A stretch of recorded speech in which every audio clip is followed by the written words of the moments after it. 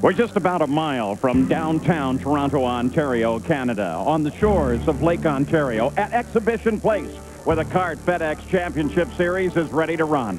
Elio Castroneves is the pole sitter, ready to run for the green flag. It's a breakthrough year for veteran Roberto Moreno.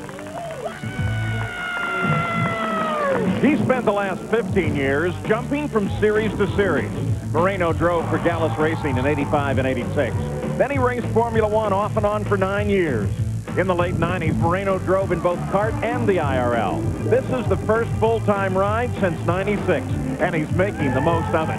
At Cleveland, Roberto grabbed his first career pole and first career win.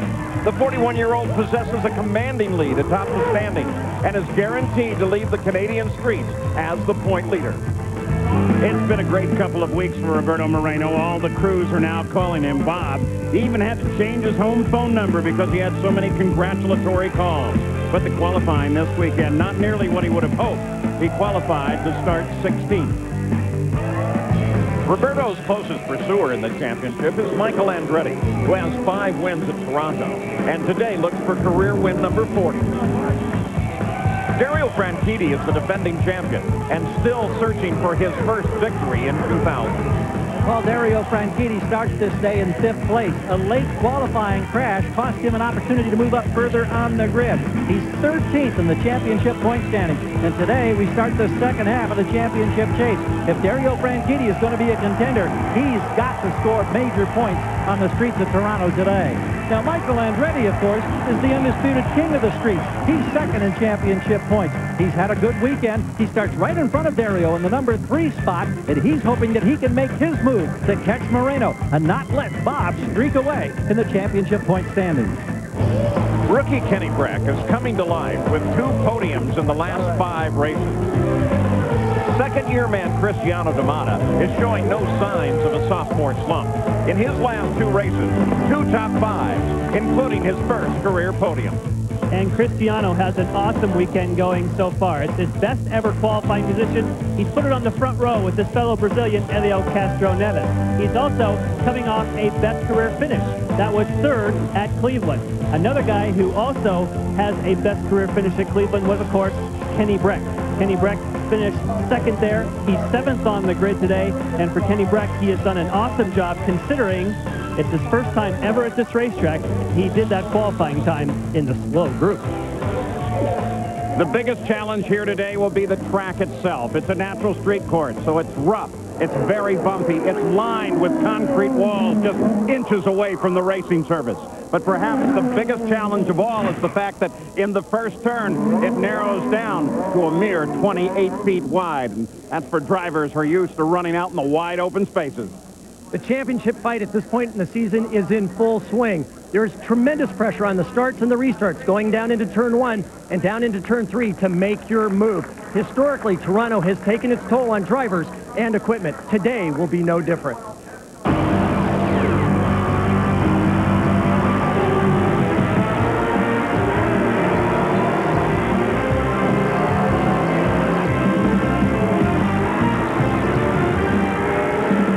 Exhibition Place in Toronto, Ontario, Canada. The kart FedEx Championship Series is ready to run. Today, it's the Molson Indy. And the engines commanded to life, the cars sitting side by side in the pit area, ready to acknowledge the rollout and begin the 3 laps running up to the green flag. So let's take a look at how they qualified here on the front row. The winner on the last street course, Elio Castroneves, and Cristiano D'Amata with a great start on the outside of the front row. In row 2, it's Michael Andretti and the defending series champion Juan Montoya. Row 3 is Dario Franchitti, and Christian Fittipaldi is on the outside. There's Kenny Breck in row 4. Gilles de Ferran will start outside. Now, Toronto's not been kind to the track record holder. He's 3rd in the points, but he's never finished here in the top 15. Row 5, Adrian Fernandez and Mauricio Gugelmin. Adrian has slipped to 11th in the points, but he was a winner here in Toronto in '96. Oriol Servia and Paul Tracy make up the 6th row. In the 7th row, it's Jimmy Vasser and Max Pappas. Vasser currently sits 6th in the points, but he is winless in his last 29 races. In row 8, Mark Blundell, and there's Bob. Roberto Moreno outside of the 8th row. Patrick Carpentier and Brian Herduff make up row 9. Carpentier is looking to improve on his best Toronto finish of 11th. His teammate Alex Tagliani starts inside row 10 with Michel Jourdain Jr. outside. For the first time in his Champ Car career, Tag will race in his native country of Canada. Shinji Nakano and Roberto Fontana make up the 11th row. The 12th row is Tarso Marquez and Takuya Kurosawa. And alone in row 13 is Luis Garcia Jr. So the field now rolling behind the pole sitter, Helio Castroneves. There was an emotional moment here for the presentation of the trophy to the pole sitter, because the trophy has been named after the late Greg Moore, who passed away during competition at Fontana last year. The award was made by Greg's father, Rick Moore. It's ironic that Helio Castroneves is in the car Greg would have driven.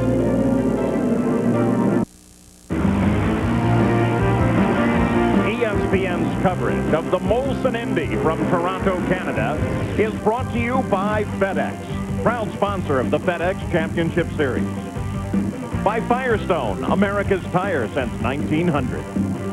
And by Honda, proud sponsor of the 2000 FedEx Championship Series. Welcome back. The race here at Exhibition Place has been extended since last year. It was 95 laps last year. They've upped it to 112, and we expect, with that fuel range, without question, at least 2 pit stops before the conclusion of the run. Principal passing area here at Toronto is heading down into turn 1. The drivers break from 170 down to 70 miles an hour. It narrows from 60 feet to just under 30. The other primary passing area is heading down into turn 3, where the drivers reach their terminal velocity of 190 miles an hour and have to slow all the way down to 40.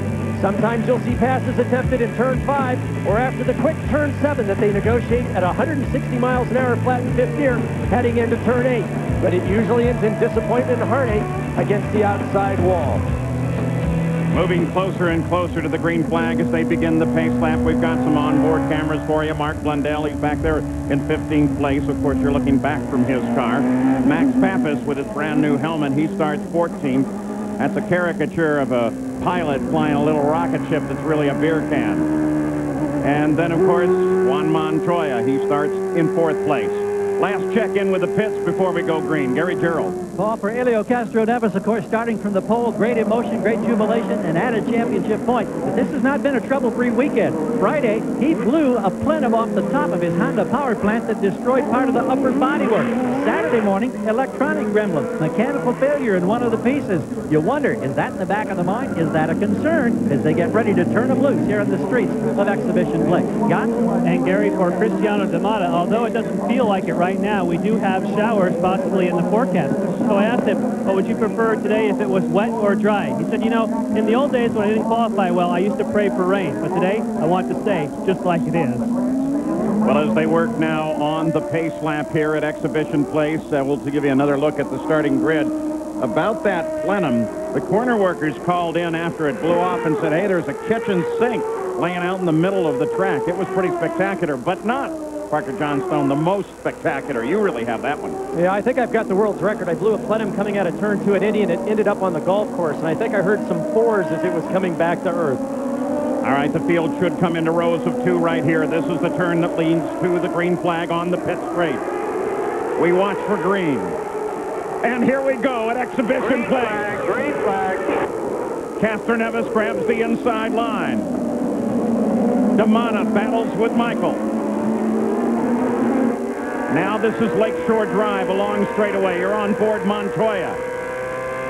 Now what you see is weaving by Michael Andretti is Michael being a little defensive, but trying to find the smoothest line between the manholes. Whoa! As they come down to turn 3. Oh, 2 people in trouble. Castroneves loses it. Mario Franchitti And into the back of Montoya. Franchitti gets right into the side of Montoya. Oh, no. 3rd corner of the race course. And D'Amata's leading his first Champ Car race, but this is one of the problem areas coming down into the 3rd corner. Rest of the field appears to have gotten through safely. They have gone to local yellow only, meaning the cars only have to slow at turn 3. And there is a substantial runoff area there, so they might be able to get the cars off the course, then back on. But now the decision has been made to go to a full course caution, which of course means that the pace car will come out, the field will slow entirely, and they'll try to get these two unstuck from one another. And remember, the last two races, we've had first lap incidents going down to the Festival Curves at Portland, and then also 2 weeks ago at Cleveland. Now watch Castroneves in too hot, down the inside, locks the rear wheels. Cristiano D'Amata comes across. Michael locks it up. Franchitti locks up the rear wheels and spears Montoya as he begins to turn in for turn number 3. And Kenny Breck had a really close call. Here is Montoya's view. Watch the smoke come off the front of Michael's tires. You can see Castroneves wide. Montoya turns in for the corner. Bang, hit by Franchitti. Fittipaldi gets through, and Breck just misses on the way through, followed by DeFerrin, Fernandez, and Oriol Servia. And Montoya raises his hands almost like, what happened there? Let's watch it again in real speed this time. Coming down into the corner. Castroneves, D'Amata misses. Bada bing, bada boom. We can see bodywork. The front wings of Franchitti's car.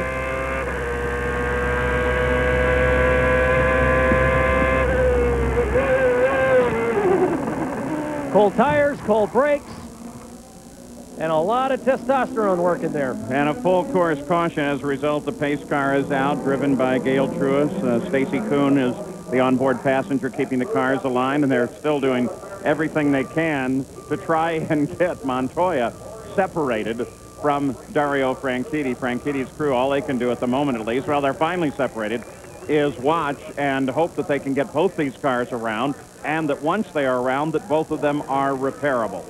Here's the start itself. Now, I'm surprised Cristiano D'Amata didn't get a very good start. Montoya tries to slot himself in between with Mikey on the inside, but watch Cristiano come straight across. Montoya backs out of it to avoid contact.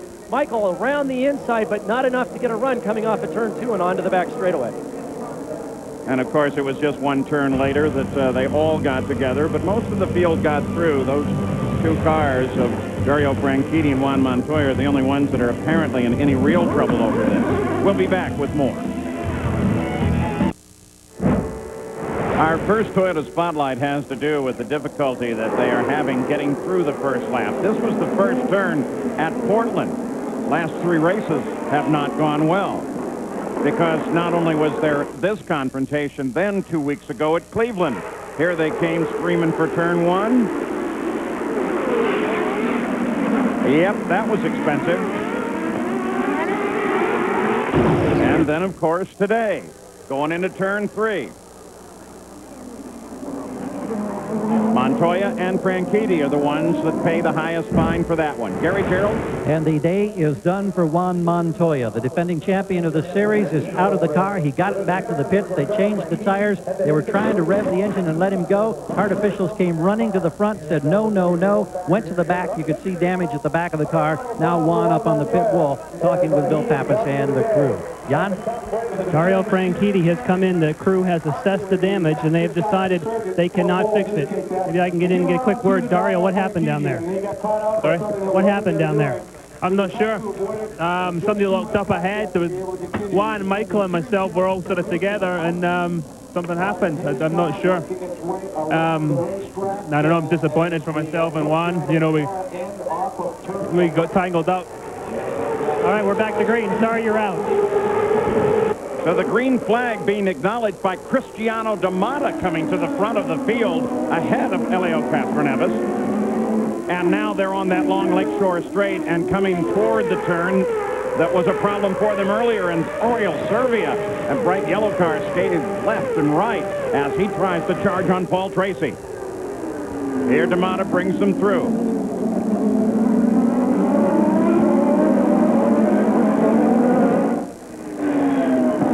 Everyone holding their breath coming up through turn 3. You can see Servia just tucked in behind, defending the line from Gilles DeFerrin.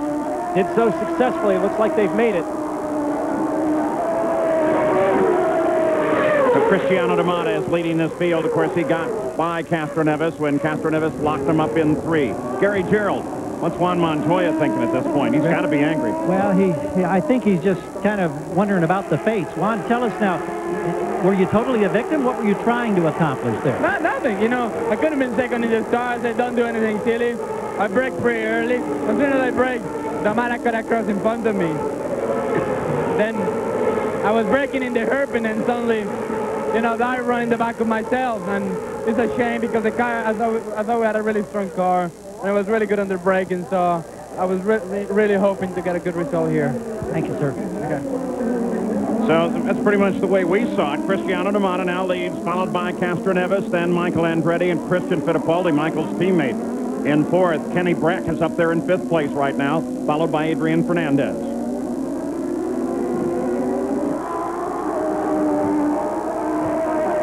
I want to go back and look at this start. You heard the description by Montoya. I want you to watch what Cristiano did. Now watch what happens as they come out of turn 11. Cristiano starts to drop back. Castroneves gets a great start.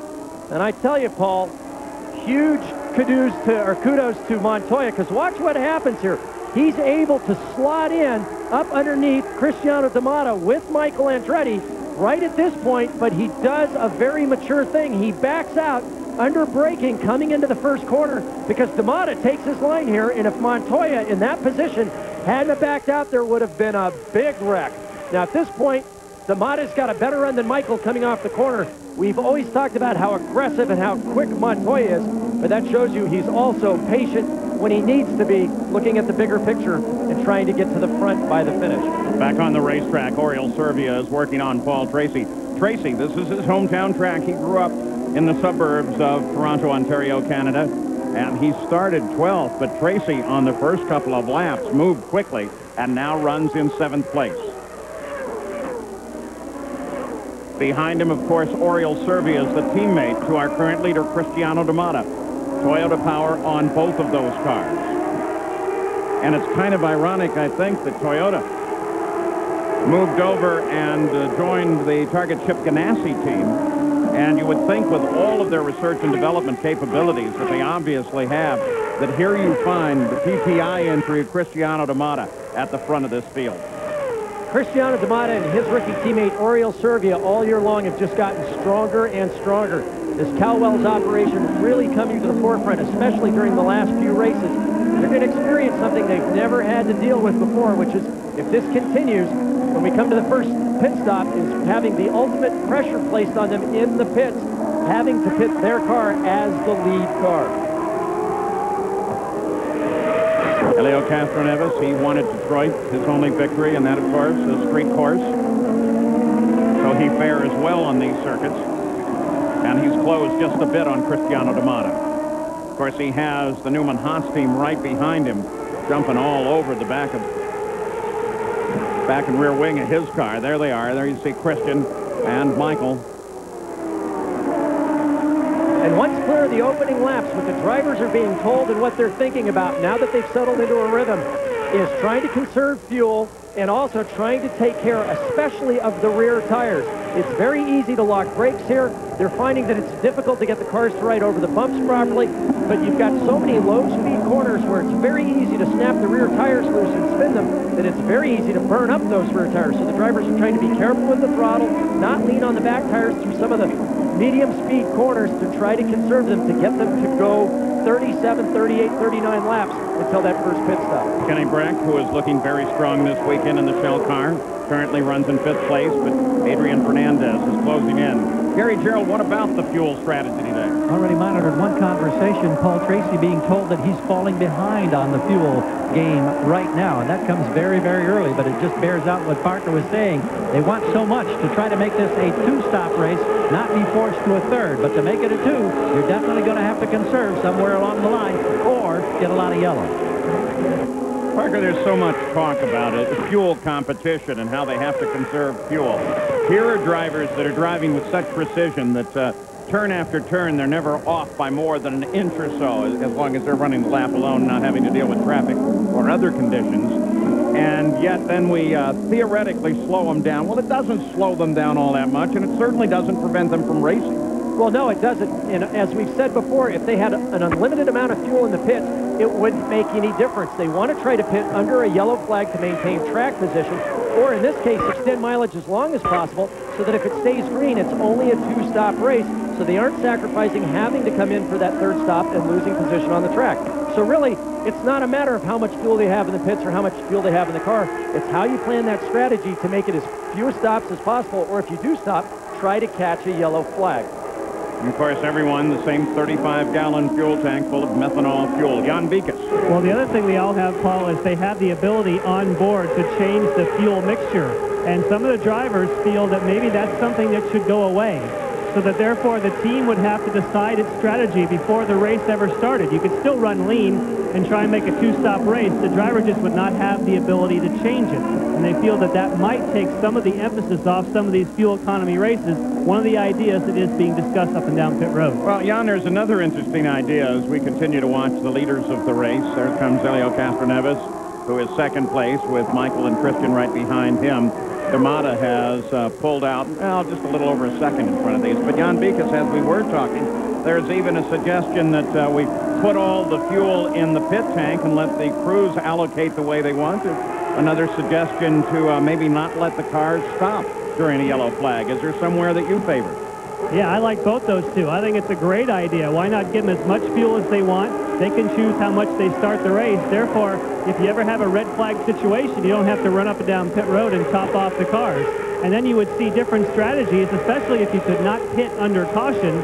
Then not everybody would come in on the same lap, and we could cover a whole lot more pit stops down here. Of course, the situation right now is that whatever you put in the car for the start still subtracts 35 gallons off your allotment, regardless of what you actually put in the car. So it takes a little bit of the fun away from it. Takuya Kurosawa comes into the pits.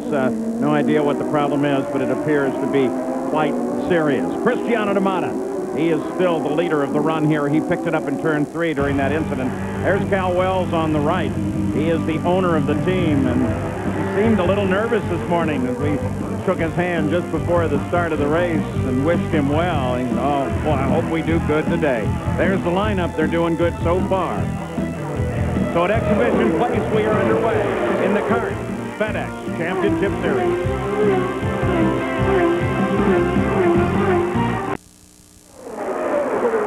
Welcome back to Toronto, Ontario, Canada. I'm Paul Page with Parker Johnstone, Gary Gerald, Jan Beekes in the pits as you look down from the Honda Helicam. A bit of a cloud layer moving over the top of the track now. No moisture reported yet, but they were saying that just a few miles north. Look at Tracy. Has he got a sign stuck in there?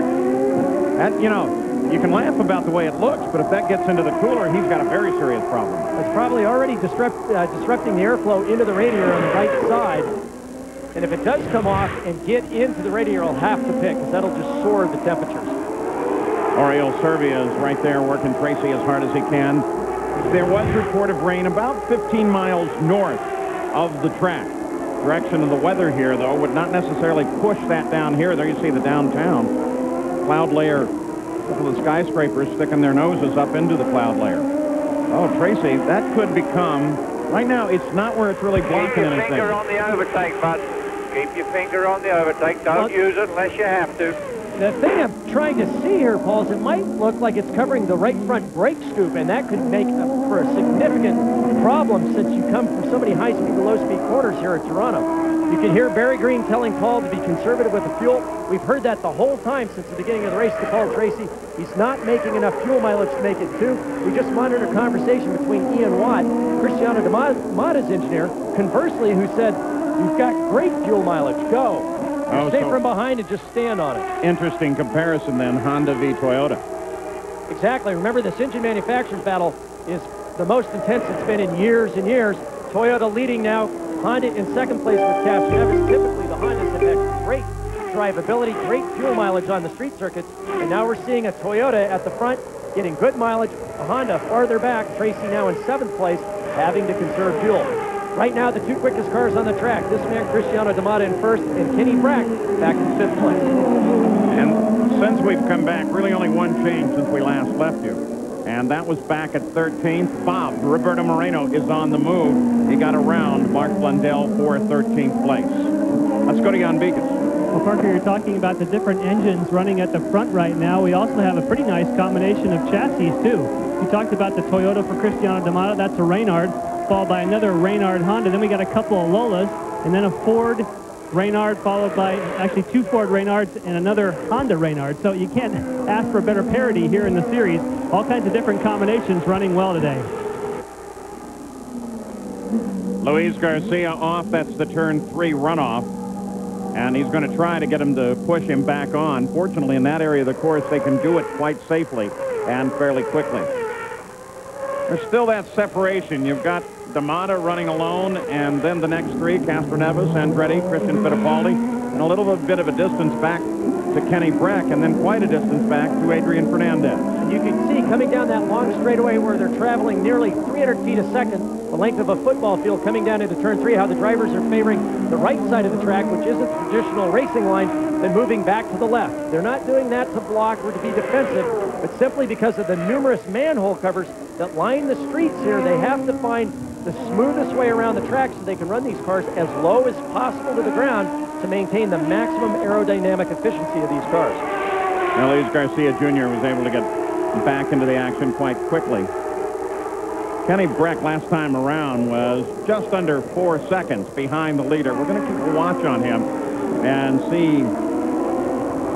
He maintained about the same interval. And we can see Carpentier there just going down into turn 1, getting around Blundell. We'll go over on board with Mark Blundell for you.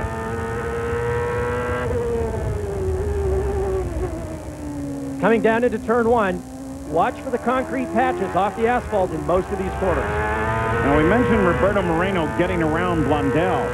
In the interim, he also got around both of the players' cars, Tagliani and Carpentier, and so now Moreno, there he is on the move, beginning to work on Max Pappas. That's the best battle on the track. Jan Beekes. Quick update on Paul Tracy. We saw that debris, and according to Barry Green, they do not believe that has got into the radiator or cooling area. I think it's gone to the side. The temperatures are fine. Their only concern right now, they want to get better fuel economy. Mauricio Guzman currently runs 10th. Our coverage here today from our broadcast partner, Global Television. They're the host broadcaster here. CBC has been in the past. Today it is Global that is bringing you the race coverage itself.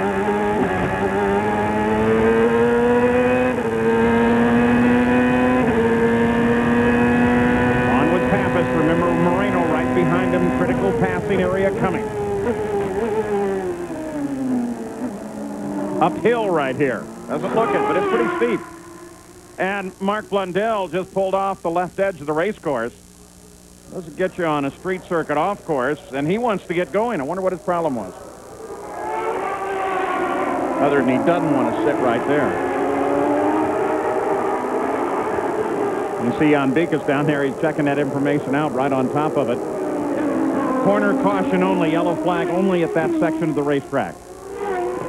Jan Beekes. Oh, you saw me getting the information, Yeah, Paul. we did. And they said the engine just cut. That's the only information they have right now. The engine just conked out on him. Well, it's driving Mark Blundell nuts. He wants them to come out and get him going. I'm sure he feels pretty vulnerable sitting out there. Yeah, and a few things, Paul, as we watch that last cut of Mark, we could see a big piece of plastic there on the exit of 2, which I think is from the front of Tracy's car. Blundell is in a very precarious section of the course. The drivers are blind as they come onto that back straightaway, and he's sitting right on the exit. Also, Cristiano D'Amata just behind Luis Garcia Jr. He wants to make quick work of Luis Garcia Jr., so he's got a bit of buffet between himself and the rest of the field. So now, finally, the kart safety team is there, going to do what they can to help Mark Blundell clear the race course. D'Amata still the leader. Elio Castroneves in second. And the interval that we were watching Kenny Breck back from the leader has actually expanded almost 5 seconds. But the interval from Breck to Christian Fittipaldi just ahead of him is slowly closing down. It's Toyota, Honda, and then 4 Fords lined up as we are running an exhibition place in Toronto.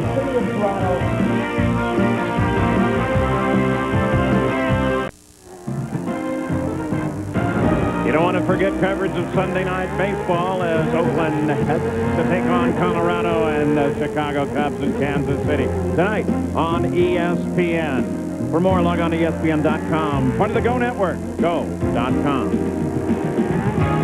Paul Page, Parker Johnstone, Gary Gerald, Jan Beekes. We're at Exhibition Place in Toronto, Canada. Currently, it is Cristiano D'Amata that is still the leader of the race. He picked up the lead on the first lap, third turn, started second.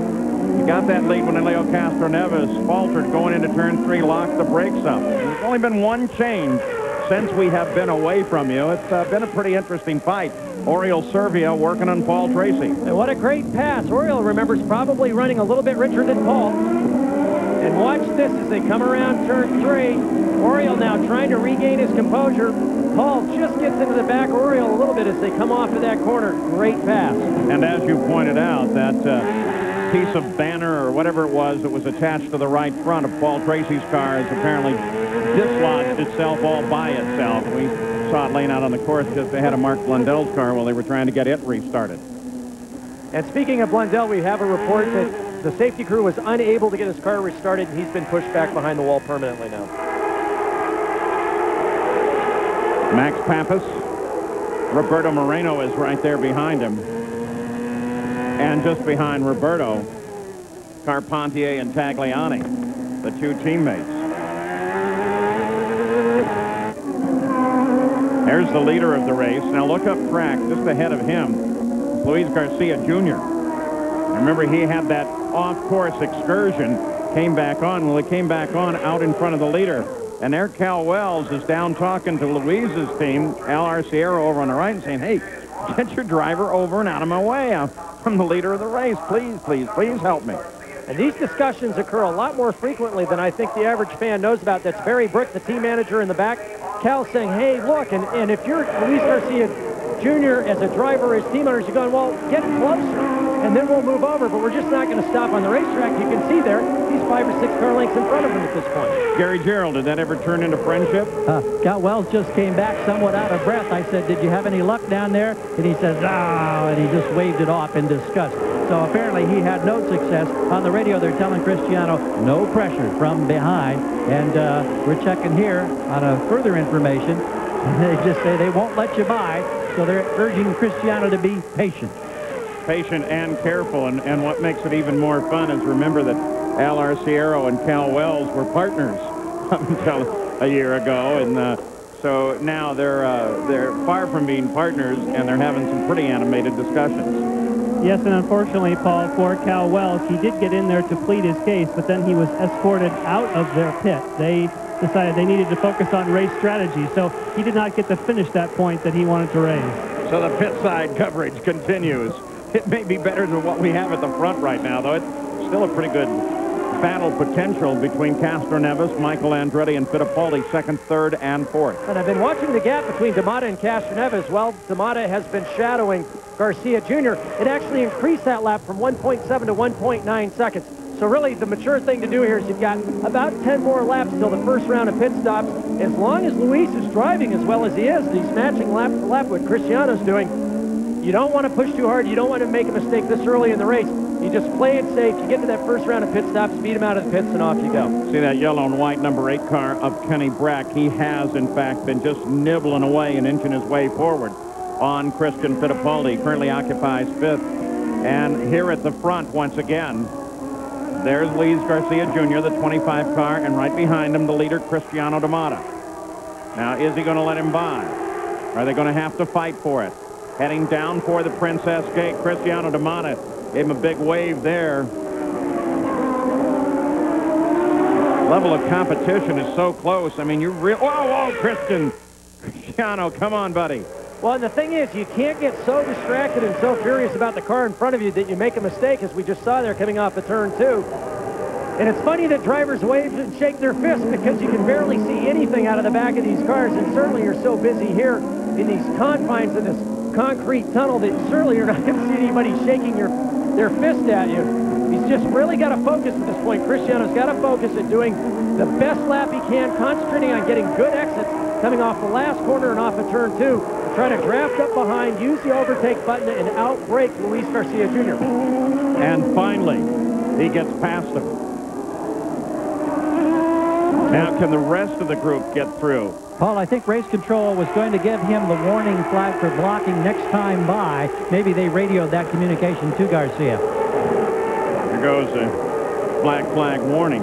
Yeah, we saw the furled flag there, but really, Paul, I never saw a case where he was actually blocking. It's just, you get close, you're leading the race. It's the first time, keep in mind, Cristiano's led a champ car race. He wants that guy out of the way and to be used as a buffer between him and the rest of the cars. Now he hopes that the same fate befalls Castroneves and the rest of the guys Michael behind. trying to make his move on Elio Castroneves, and Christian Fittipaldi almost gets inside Michael. Michael now runs around the outside of Castroneves. Michael challenges Castroneves. He doesn't have him now. He took a pretty good shot at it, though. It was almost costly to him because his teammate Christian almost jumped into that position. He had Elio looking there, Paul. He went down the inside. Castroneves missed his turn-in for the third turn.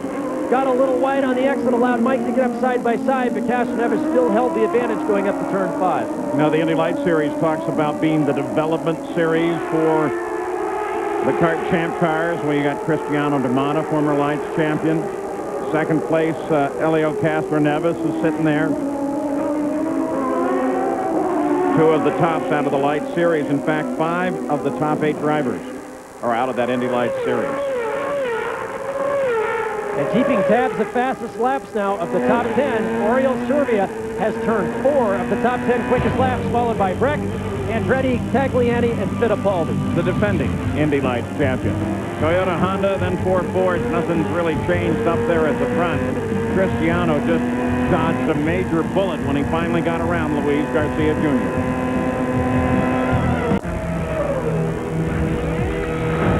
Yeah, you like your racing coverage? Well, we've got the Molson Indy here, the Busch Series at Nazareth, NHRA's at Mile High for the Mile High National.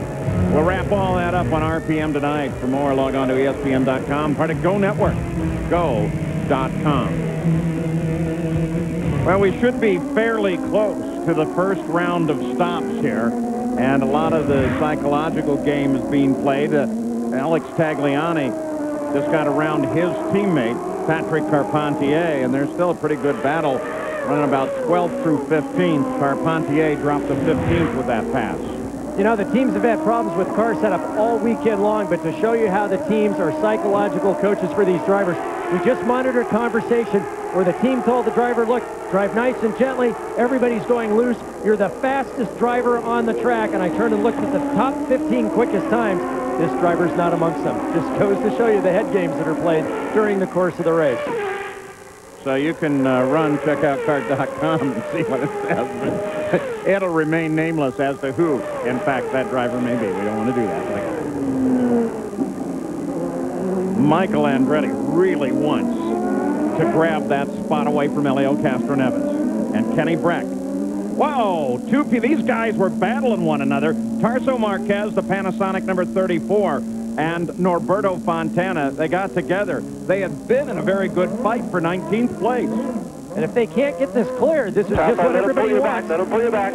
They'll bring out a yellow, obviously locally, but we might get a full course here, and you'll see everyone dive into the pits. We're watching the starter from our position. And Parker, if that's the case, it'll be earlier than these teams wanted for their first stop in an effort to make it a 2-stop race. Absolutely, Gary. As you get going. Do you want to pit when you get going? They've got to go 37 on one stop and 38 on the next stop. And Kenny Breck suddenly slowing down here and coming on to pit road. Still no full course caution. And as Gary said, this is early. Almost makes you wonder why. I mean, assume that he's out. Clear. Oh, and Roberto Moreno takes a spin. And Paul... Oh, good.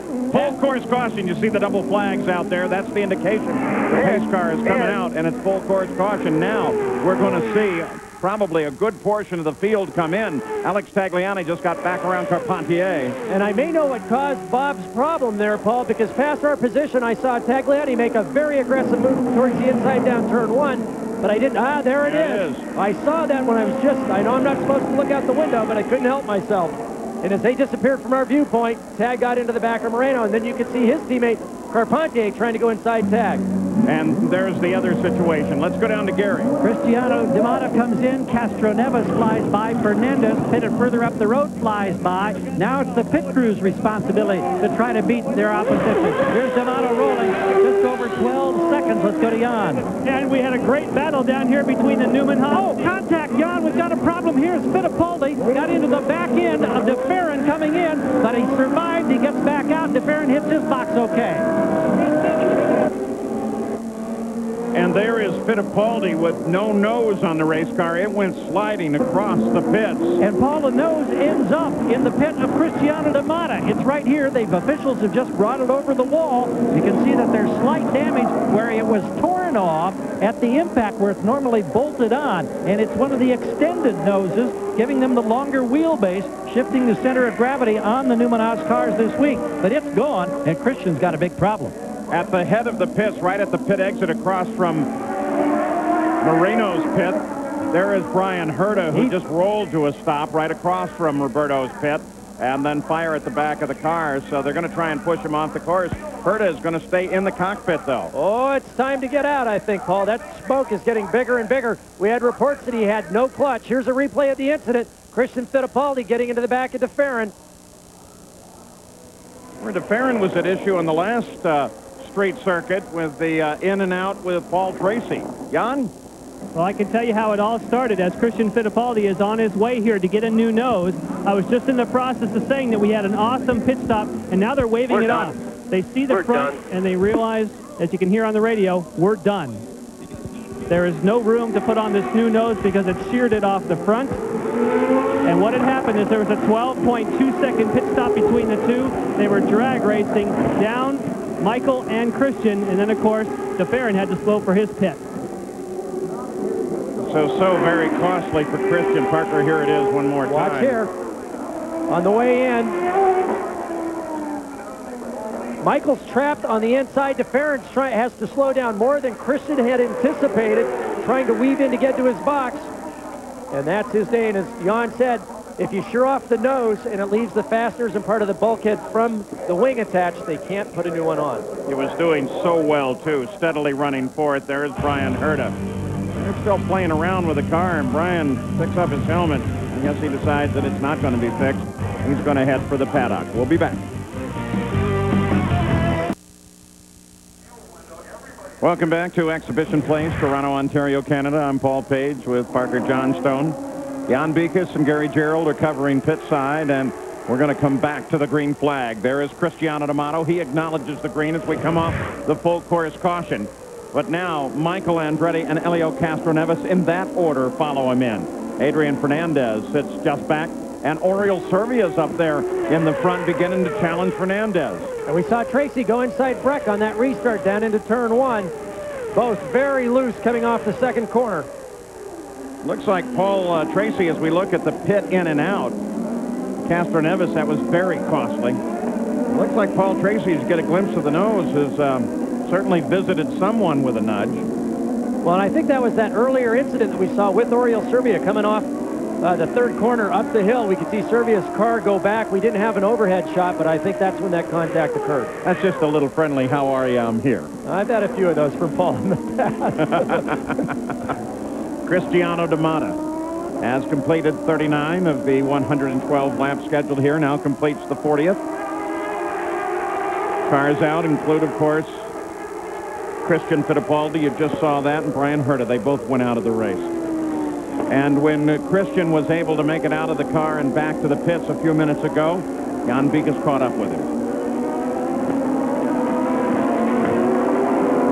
The pit road. Happened, Michael and Jill were side by side, and they really didn't decide who was going to back off, and suddenly Jill just stood on the brakes like huge, big time, and he pulled to the right. And I was very close to him and hit him and lost the front nose. Did you know that his pit was at pit out? Well, I knew that his pit was further down, but I honestly wasn't expecting him to stand on the brakes the way he did, like, or start fading away a little bit earlier, but not. You're going on the limiter, like on the speed limiter, and then hit the brakes, and there's someone running like a couple of inches behind you. It's tough. It has been very hard for me, but I have to continue. Tough break for Christian Fittipaldi. That's the contact from the point of view of Christian Fittipaldi. It pretty well was backed up by the video there. Helio Castroneves with Fernandez and Oriol Servia lined up. The front, D'Amata, then Andretti, then the space back to Castroneves. Jan? In regards to Michael Andretti, I asked if they had made any changes on the car. They said the only change we made was a slight change of tire pressure at the rear. and his car had been loose, like a lot of guys, when the rear tires start to get worn off. So I make an assumption that would be they took some out. So with D'Amata at the front of the field, picking up his lead on the third corner of the very first lap and leading his first kart FedEx race ever, is showing the way and doing a great job. When you look in the upper left-hand corner of the screen, you see an arrow pointing either up or down. Well, that tells you if there has been a pass on the last lap. Michel Jourdain Jr. out of the car. His day is now being reported as ended. He was scored in 19th at the time he came out of the car. Brian Herta is also out of the car and out of the race. Gary Gerald? Yeah, Paul, that round of pit stops produced all kinds of drama, and you ended up being a victim of a different type. What happened, Brian? Yeah, it was one of those freak things. Looks like the exhaust broke on the car. Caught the clutch on fire and all the body work, and burned up some pieces we need to go racing, so it ended our day. As a substitute for Tony Kanaan, now what's your status for this next week? Because I know Tony is targeting Michigan as a possible comeback. I'm going golfing and going on vacation with my family next week, and you know, we'll see what happens. I mean, as I've said all along, my goal is to get back in a full-time deal for next year. You know, I'm still talking to Jerry Forsyth, and I mean, hopefully that's going to work out. But you know, we'll see. I mean, all I want to do is be out there racing full-time next year, and we'll see. I hope that'll happen. We've enjoyed having you. Hope you get more chances. Thanks. It's been fun. Well, the best indication is that Jerry Forsyth intends to field 3 cars next year and put Brian Herta in the cockpit of that third car, as he, in fact, had intended this year, but got into a political tussle over representation within the franchise board that helped decide some of the rules. Montoya, too, has joined the spectator ranks. He joined him on the very first lap. Been a pretty good tussle going on. Castro Neves, Fernandez, Servia. Servia tries to get to the inside. Gets his nose down in there. Servia battles with Fernandez. And Servia's got him on the exit of the corner, but he's got a left-hand turn. Can he hold on there? Wow, and Servia slides it, and he catches the barrier. Oh, what a great drive that ends up against the tires. Oriol Servia. And you know, see if you can put it in reverse. See if you can get out of that mess. Because there's probably little or no damage to that car because he hit absolutely parallel to the tires at a fairly low speed. But coming down into, oh, I don't know if going forward is such a good idea. Now back it up. Now back it up. Now back it up. I think you can back it up now. Oh, I think he may have killed it because it looked like the tires came to a very quick snap stop there. We're revisiting now, coming into turn 5. You can see he was on the outside, too much speed, got a little bit too much rear brake on, and the car just pivoted. So coming down into the third corner, he forces the issue. Adrian says, well, okay, but I'm not giving up. We're going to have a run through 4 up to 5. If I've got the inside, I've got it. What you got to keep in mind here is that it's a big crown in the road. There's a good banking on the inside, but if you get up even a car width off like Oriol did, it rolls way off camber to the outside. And I think as he turned in, the back end crossed the top of the crown, the car oversteered right into the tires. And it looks like a little behind that Kenny Breck may have made a pretty good move on Tracy as well. But Cristiano D'Amata is still the leader here today. 44 laps are now complete, and as we go away for a short break, we want to show you what the helmet cam looks like. Mauricio Guzman's mechanic, Dave Ruskowski, as he changes the tire and puts Mo back into the fight. Well, welcome back to Exhibition Place in Toronto. There's Oriol Servia. He finally got off of that wall and got moving, but Parker mentioned at starting how rough this track can be on both driver and machine. And Gary Gerald, we've got another surprise in the pits. Yeah, suddenly the 3-car of the Penske team and Helio Castroneves, who started from the pole, came flying into the pits. They ripped off the bodywork. We can see that there's some peeled paint off the right side pod. And I don't know if something overheated or broke, but Castroneves has just now climbed out and comes toward the scoring stand.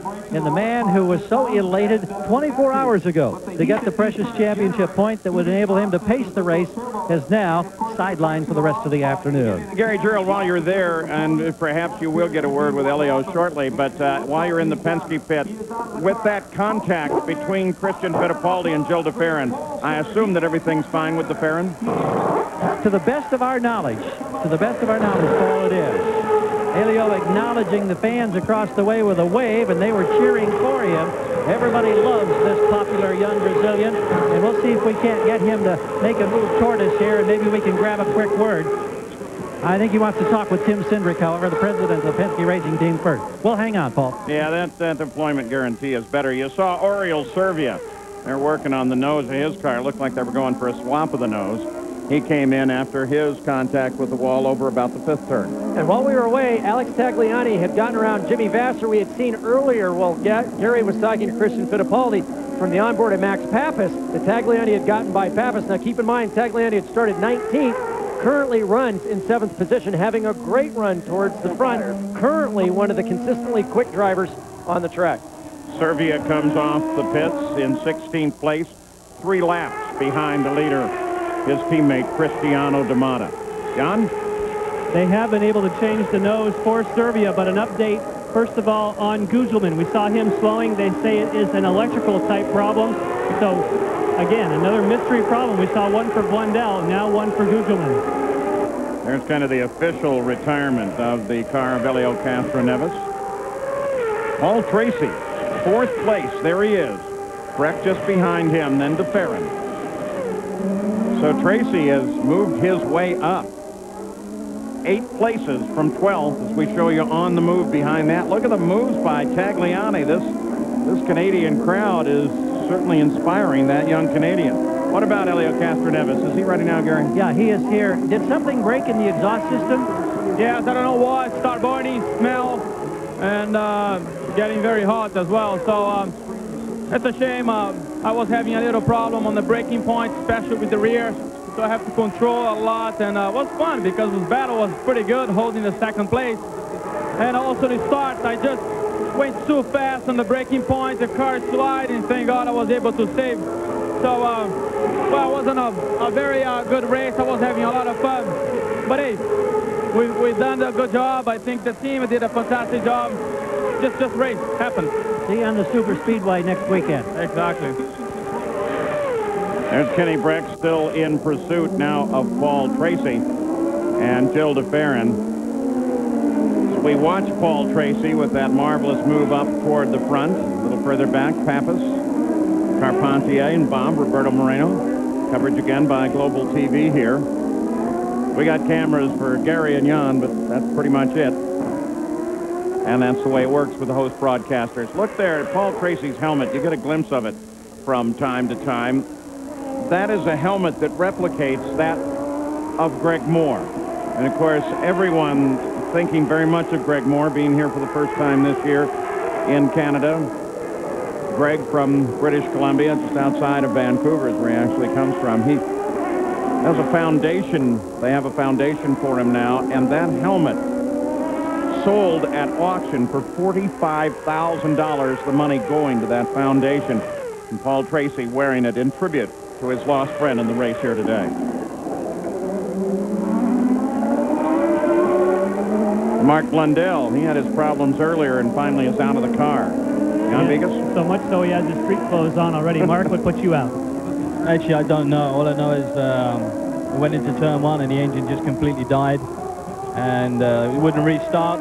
The guys tried to bump me and get me going again, but just wouldn't fire up. So it's the end of my day.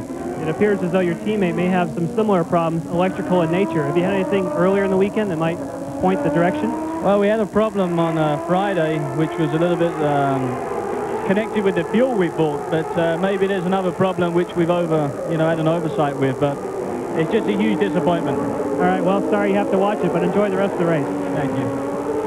Adrian Fernandez, 3rd place, 2.5 seconds behind the leader, Cristiano D'Amata.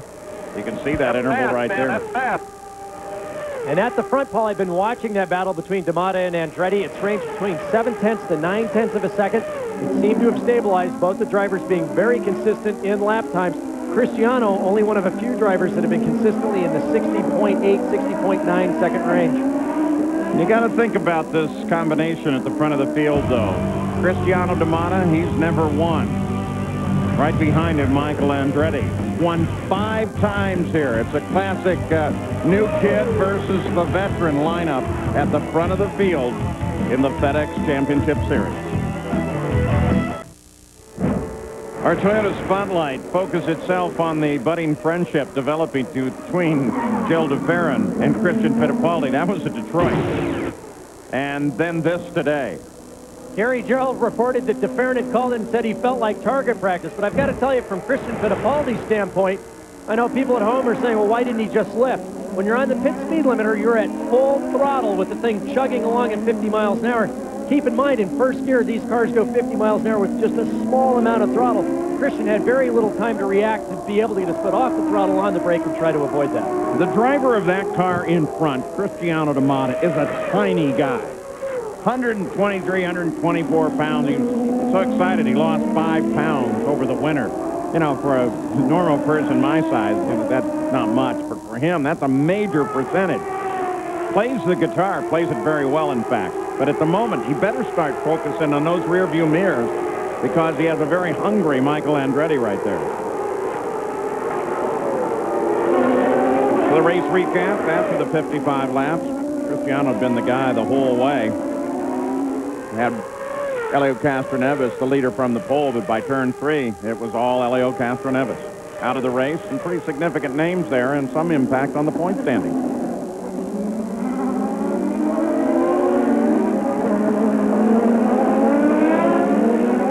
Looking earlier when we saw that that whole nose come off of Christian's car and broke off, and that was unrepairable. Gary, you have some more on that? Well, actually, I've got a question for you and Parker. I'm just wondering, we mentioned the Newman Haas is running that extended nose. It's about 4 inches longer than the other noses, and it affects the wheelbase in the car and the handling characteristics on these street circuits that sometimes are very rough. We saw it at Cleveland. We've seen it here at Toronto. But what I'm wondering, in that kind of an impact, do you think the fact that that nose is extended out there contributed to the ease in which it seemingly was sheared off? That's an interesting question, especially considering that other cars, Reynard in particular, who has had the extension for years, approaches it a different way. Parker? Well, they do. The Reynard, the only way you can tell if they're running the extended wheelbase is by looking at the inclination between the upper A-arm and the body itself. And it's just canted about 25, 30 degrees forward. As we've seen on the Lola the last few weekends, they have that special step, which they test very early in the season during spring training. Now, Gary, I think if you look at the mounting point of the Lola, it's a much smaller area. Certainly, it's a longer lever arm when it's sticking out that much farther, which would make it a little easier to come off in the impact. Generally, though, they're easily replaced. I think the problem was it actually did structural damage, and a lot of the pieces remain attached to the front bulkhead of the Lola. I was surprised overall, though, that they are running this longer wheelbase. Usually you do that to add in stability, but it takes away from the transitional quickness of the car. And at a track where all you're concerned about is getting over the bumps, putting the power down, and making very quick right, left, right combinations, I think most of the teams this weekend are favoring the shorter wheelbase versions of not only the Lola, but also the Reynard chassis. Top 3 is coming very, very close. I want to take you on board, Max Pappas. He's back in 9th, but we're just going to ride with him. You get an idea of how bumpy this place could be.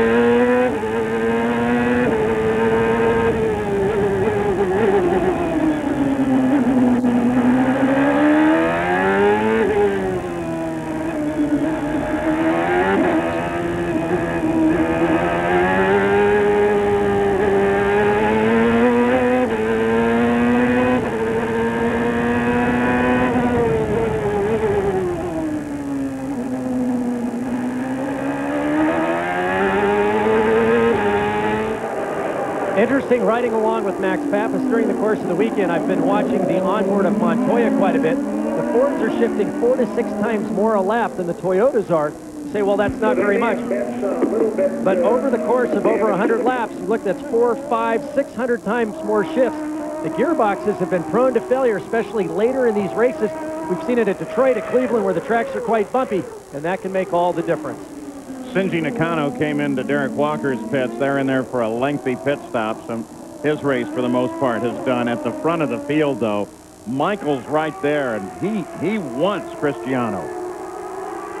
Cristiano has been maintaining just over half a second lead, and Michael's been on top of it. Adrian, of course, there is Adrian Fernandez, the Ducati car. He's sitting right there as well. So at any moment, just the slightest hesitation, and the entire front three will change very quickly.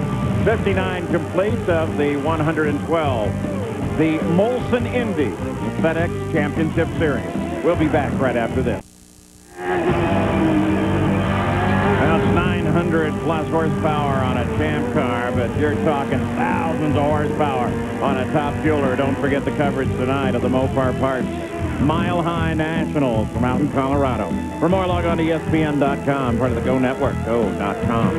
Cristiano D'Amata is still the leader. Michael Andretti moved up, and for a moment he challenged Adam, but then he had to drop back. The Honda Helicam looks down on the circuit. There you see the interval from Cristiano D'Amata with Michael Andretti right there. And staying right in touch is Adrian Fernandez. Paul Tracy is 3 seconds back from the leader with Kenny Breck right behind him. And consistently now, the fastest car on the racetrack has been Adrian Fernandez. I'm starting to wonder, as we're monitoring broadcasts between the drivers and the teams, you're asking about pit stops. Remember, we saw this strategy 2 years in a row with Jill DeFerrin in Portland. I think some of these guys are starting to crank up the wick and saying, all right, look, we're not going to make it in 2 stops. If it stays green, it'll be a splash and go towards the end. Let's just crank up the power and go for it. Jan Vikas, Andretti sits in second place. What game do you think he's playing? Well, one game he played for a few laps there, Paul, was that someone's radio here amongst the crew got stuck open. And so therefore he was hearing all the PA, the public address system, loud in his helmet for a lap or two. And actually, it looks like he's in the middle of a battle right now, so it looks like they got that cleared up. Oh, major battle right now as Michael Andretti continues to work on D'Amata, and both of them are in a pretty desperate drive, going to lock several times during the last lap. And I'll tell you, they went from 9/10 of a second to just over a half a second interval between D'Amata and Andretti that last lap, but we saw D'Amata get wide. Andretti tried to take advantage of it, but he nearly followed the mistake, but look how much he's closed up in just these few corners. Yeah, and don't forget that you've got Adrian Fernandez right behind him. We want to show you Cristiano. Now, take a look at this. Watch his hands. He comes in, he locks up the rear brakes, slides the car, and in fact, they've been complaining of braking problems, or most of the teams have the entire weekend. It's been a focus of trying to get these cars set up just to stop. We just heard a radio communication where they're telling Cristiano, dial in front bias if you need. We need 192 on mileage. That's 1.92 miles per gallon. They're talking to Michael Andretti, trying to make it a 2-stop race at 1.9. That means they can go about 38 laps between pit stops.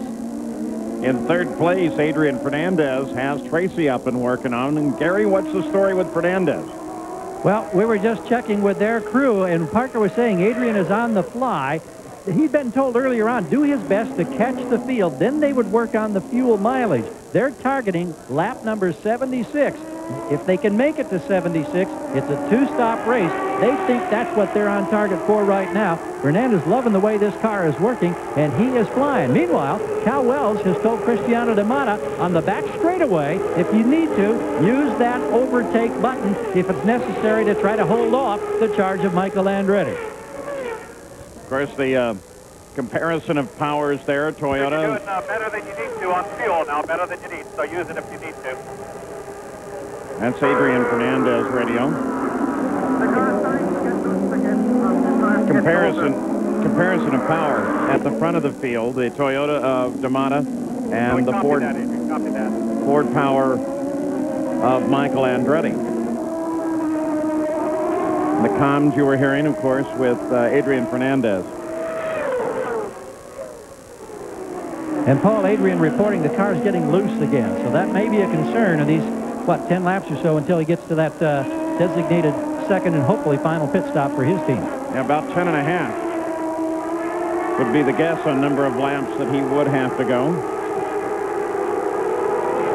That's one of the concerns for the teams, is conserving those rear tires. We talked about it right at the beginning. But for Cristiano D'Amata at the front, he's just got to settle down, really focus, and this has got to be one of the hardest things in the world, not worry about the black car with the silver helmet that lies directly behind him.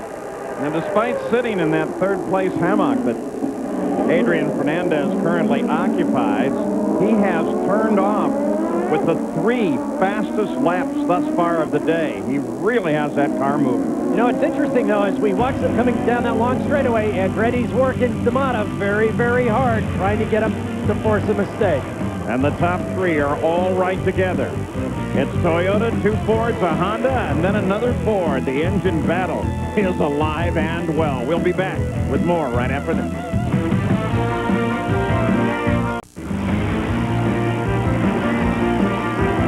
ESPN Speed World coverage of the Molson Indy is brought to you by FedEx, proud sponsor of the FedEx Championship Series. And by Miller Lite. For the coolest stuff in the world, go to MillerGetTheGoods.com. 67 laps complete. Cristiano D'Amata flashes across the line again. And he has Michael Andretti working him as hard as I've ever seen it done. Poor Cristiano. I mean, he's really got the old veteran back there. And as they head now for turn 3, one of the key passing areas here, let's see what Michael's intentions are. Now watch Michael. What you see in your rearview mirrors is a small slot inside the rear tires. Michael moves from the right side to the left side, takes the optimum line, trying to beat him up the hill here. Watch to see if he makes a move down the inside of 5. He can't get it done, but what he is doing is making sure that even though there's limited visibility to the rear of these cars, that whenever Cristiano looks in his mirror, all he sees is black and silver, or, if nothing else, he's seeing the color change out of his peripheral vision. Still probably about 6 laps left in this fuel stint. Cristiano D'Amata, though, has been skating that car everywhere. He's in a desperate drive to keep the lead of this race, and while he is doing that, Fernandez, Tracy, Kenny Breck, for that matter, Tagliani are all beginning to close down on the lead. Well, coming onto the pit straight out of that last corner we just saw the previous lap, Cristiano came onto the straight, full opposite lock with Michael all over the back of him. Oh, there you saw it again, coming out of turn 2. Gary Gerald, you've been watching the leader of the race. I've been waiting to do this all year. Watch D'Amata. I knew you were going to slide that in at some point. Well, D'Amata right now for Cristiano is the fact that that car is not handling the way he really wants it to. They're telling him on the radio, just dig in, try to make it to this designated stop. They're targeting lap number 74. That may be a couple of laps ahead of the target number for Adrian Fernandez, but we've got ourselves quite a fight going because it looks to me like as they flash by here, the top 4 or 5 have all closed in. And you can see the rear tires going off on Cristiano's car now. Almost every corner exit, he's sideways. He's driving to the middle of the road on the corner entry, being as defensive as possible, trying not to let Michael down the inside of him. 9 seconds. First through 11th on a road course. There it is, right there. The most critical corner on the track, the exit right here, coming off at 2. To maximize your top speed, 190 miles an hour down here. Watch Cristiano stay to driver's right. Watch Michael start to the right, swing back out to the left. And then if he makes a move, he'll come back to the inside. Whoa. Michael almost had the problem there. You can see Cristiano locking up the rears on the way in, but he still got to the apex cleanly. Remember, Cristiano, with years of karting experience, is used to having 100% rear brake bias, is used to sliding the car on the rear brake into the corners. It's a little different, though, with over 900 horsepower in a 1,550-pound car where you've got a lot of mass, a lot of momentum. And if you get the underbody of these cars forward about 20 degrees or so, you lose a significant amount of downforce, and all of a sudden it just all goes away in a heartbeat. You know what I can't help but wondering about, though, is looking back there, 5th place, Kenny Breck, there he is. My notes have him stopping just a little bit early, and he hasn't had the benefit of a full course caution. My guess is he ought to be in very quickly. And the target number, as Gary said, they've got to get to lap 75 or 76 in order to make it 36 laps to the end under green. We're hearing radio communications now for these guys to be careful. Tracy, Breck. Look behind Kenny Breck. Tagliani and Vassar have both gotten around to Farron. Of course, the focus is at the front of the field. Pretty hard to get away from that. And what these teams are telling him is that D'Amata and Andretti are engaged in a strong battle here, and they don't want their drivers to get caught up on it with only a few more laps until the final round of pit stops. Upper left-hand corner, when the leaders have last pitted. D'Amata still trying to hold off a charging Michael. And Paul D'Amato will see a sign just flash to him, P2, pit in 2 laps. And keep in mind, up until the beginning of this race, Toyota has only led 71 laps on road course or on street courses, and now D'Amato, in his first time at the front, has led 72 laps today for Toyota. L2. Perfect bit of driving. He just drives right down the middle. Says, Mike, if you want it, you've got to take it on the outside. And remember, this is where we saw the brilliant pass of Zanardi around Andretti going down that exact same corner, one of the best passes, along with the pass at the top of the corkscrew at Laguna that I've ever seen. D'Amato with tires that have to be, for all practical purposes, totally gone. Michael, would he have been able to save tires a little bit being in pursuit? It's always easier to follow than it is to lead.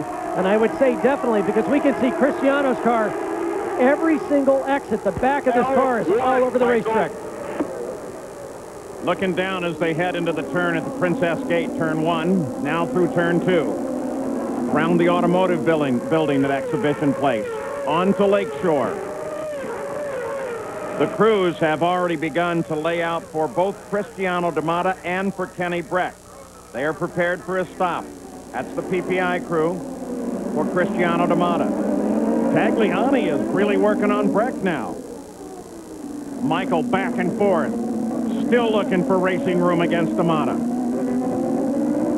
Once again, Cristiano just has to concentrate on doing everything as perfectly as possible.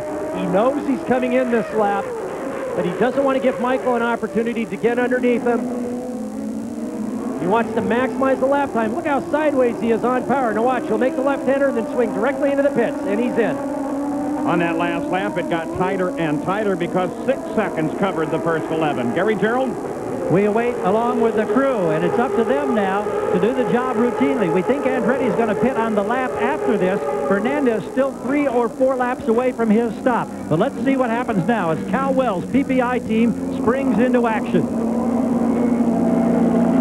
Everything looking routine. Tires change, waiting for the final bit of fuel to get in. Comes down off the jack, still fueling. Now he rolls just over 13 seconds here. Whoa, and you may have heard that. That was Kenny Breck and Max Pappas leaving. 13.2 for Kenny Breck. He's back out there. So Bobby Ray Hall and Dave Letterman's team have stopped their 2 cars. Dave Letterman, by the way, is here. First time in a while. It's good to see him back in the pit area. Bobby Ray Hall, he's just doing nothing but working in that interim president of CART. But he's got a lot of people talking about how good things are. So Michael Andretti picks up the lead. Adrian Fernandez moves to second. Paul Tracy to third. Watch your speed in the pit lane, Mike. And this is the most... and hit your barns. This is the most important lap for Cristiano D'Amato, is he's got to run this lap hard. Jan? Michael Andretti is in for his service now. We see the Farron go by. Tires done, just waiting for the fuel. Watch Jimmy. Go, go. 12.6. Gilda Farron also into the pits. Now we wait for Fernandez. There is the Farron. That's a neat view, isn't it? And that could be the race right there. Cristiano D'Amato was unable between the pit stop and that outlap on cold tires to get in front of Michael Andretti. That could be the determining factor in the outcome of this race. And if he's going to do anything, he's got to do it now while Mike's on cold tires. And I don't think it's going to happen. On the pit road for Tracy and for Right Vassar. on these marks. Jan Beekes. They've been telling him on the radio, no mistakes. The first important part of this stop was done. He brought it and stopped it on the marks. No one in front, no one behind. Watch Tony, watch Tony. Think about the entry, Paul, the exit. Think about the exit. No mistakes on the exit. I'll tell you what, standing behind the car when he does that on the revometer is very cool. Just come by. Michael's just come by. Nothing like 16 grand. And look at that, he got out in front of Michael and D'Amato. What great pit work by Team Green. Cristiano's got to get him if he's going to do it at the end of the straightaway here. Remember, he's got a couple laps on the tires. Paul doesn't. He gets it done. Cristiano comes in front of Paul Tracy, continuing his now pursuit of Michael Andretti. Tracy comes right up under the rear wing of Cristiano D'Amata. Oriol Servia works on Tracy. +2 on fuel when you can. +2 on fuel when you can. Now here's something else to consider. Adrian Fernandez, the leader of the race, his crew is laid out, and we would expect that Roberto Moreno would be into the pit shortly as well, though as yet his crew has not laid out. Now remember, this is a team that has carried the fuel further than everyone else throughout the season, so let's not forget Fernandez and Moreno. Right now, though, the advance over Michael's position is only about 4 seconds, so Michael's going to have theoretically going to take the lead unless something else happens here. And look at the advantage Andretti's got. He went a lap longer than D'Amata. D'Amata 2 laps behind Tracy. Tracy, of all the top 3 now, has the advantage to be able to run the most power for the longest period of time until this driver, Adrian Fernandez, and his teammate, Roberto Moreno, come in, and they're in. You know, the scoring computer, though, just changed the interval. 31 seconds back to Andretti. Here comes Adrian Fernandez, Gary. Well, we'll see now. Squeezing out an extra couple of laps means a little less fuel. It could take a second or so off the stop. Here he is, hits those marks perfectly, flips the visor up now, takes a look at his dash as he resets, going through the usual drill. Visor back down. 5. Still waiting. Now a fraction over 12 seconds. He gained about 9/10 on his competition. Moreno should be in the next lap. As Michael Andretti turns onto the main straightaway, Fernandez gets out of the pits ahead of Michael. Can he hold on? Roll tires for Fernandez. Michael is right there. No way. You watch Michael. He's got a head of steam on Adrian unless Adrian pulls the mother of all blocking maneuvers coming down into turn 3. And he's doing it. Michael Andretti doing everything he can to get around Fernandez. He moves to the outside, sweeps across the nose. Michael Andretti back to the front. And that was a huge move because Michael took an enormous risk cutting back in front of Fernandez on cold tires, under braking for the third corner. But it was brilliant and perfectly timed. Now, Roberto Moreno picks up the lead on the 78th lap. He'll be coming in on this lap. In fact, he's on the pit road now. And the interval, Moreno to Andretti, 28 seconds, Gary. Yes, indeed. He's right here. He is in the last of the pit boxes, 42.5 feet long. Lots of room for these crews to work here at Exhibition Place.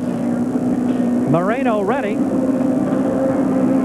Oh, they disengage. A little problem. Now a hesitation, and he gets going. He may have lost about a second and a half on a clean out. And a costly second and a half because Michael Andretti screened past, and so did the rest of the front runners. Moreno will probably drop in about 6th place once he gets up to speed. Look at Paul Tracy now working the back of Cristiano D'Amata. 70. Oh, and D'Amata loses it, catches it. Same problem he's had since about the halfway point in the race. He's got a lot of rear brake bias in the car. So Michael Andretti and then Fernandez, Cristiano D'Amata, Paul Tracy, Alex Tagliani, and Kenny Breck. They're lined up in a battle royal here in Canada.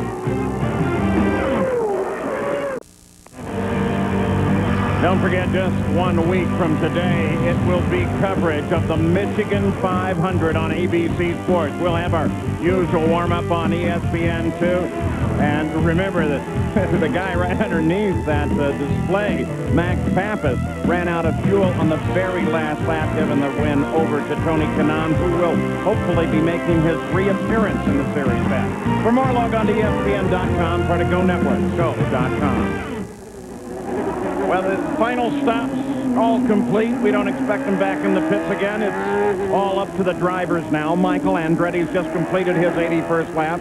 He's being chased by Fernandez, Tracy D'Amata, Roberto Moreno, who you see there, Alex Tagliani, then Kenny Breck, Gilles DeFerrin, Patrick Carpentier, and Max Pappas, who you just rode with. He rounds out the top 10. And I tell you, the guy who's been the most impressive has been Paul Tracy, qualified 12th. Was patient in the beginning, put some fuel in the bank. He's gone farther than anyone else except for Fernandez and Moreno. His crew gave him a couple of great stops, and between Michael Andretti and D'Amata, he's got the most fuel in the bank other than Adrian Fernandez, who should be able to run full power now all the way to the end. I don't want to forget Jimmy Vasser, too, because he is the last one on the lead lap, but he's only 12 seconds behind the leader, Michael Andretti.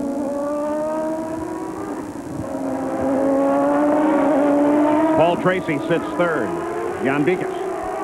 Yes, and you were talking, Parker, about the fuel in the bank for Paul Tracy. That's what they're reminding him on the radio every lap.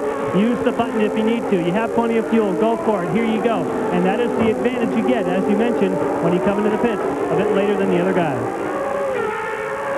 Roberto Moreno, the winner 2 weeks ago, was 11th before the stops. He now runs in 5th place.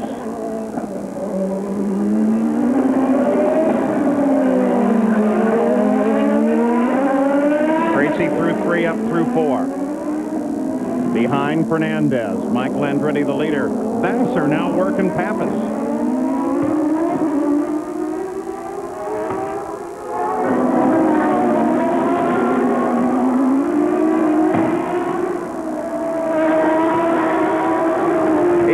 Complete.